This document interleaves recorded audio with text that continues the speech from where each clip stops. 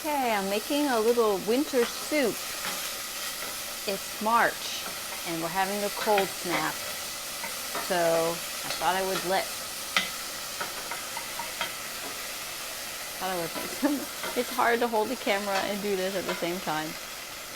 But I am making soup. So there is green pepper, red pepper, onion, and Chinese baby corn that I've cut up. And for the protein, I'm going to use some Morningstar crumbles. And for the broth, I'm using some vegetarian broth. But make sure when you get that you read the label.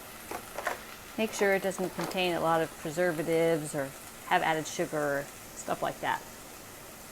So I'm going to add the broth and a little bit of water and just let it simmer while the vegetables cook in the broth. And that's it. And the broth I have is 20 calories a cup that I just spilt on the floor. So there's 2 cups. So this is going to have less than 200 calories when it's all done. It's going to be a couple cups of soup. So say less than 100 calories per cup of soup.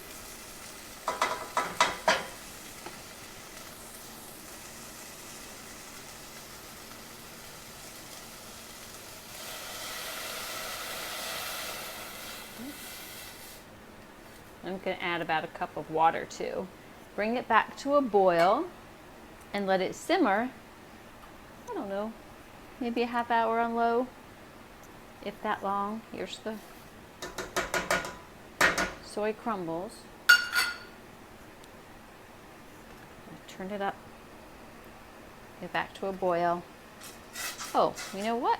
I might put a bay leaf in there. Let that simmer too. But the broth has some seasoning in it, so you don't want to overdo it. If you do put a bay leaf in, make sure you take it out before you serve it so people don't choke. There we go. All right, so I'm going to bring it to a boil and then lower it and let it simmer for a while till the vegetables are tender. And then that's a nice, healthy, meaning lots of nutrients and not many calories,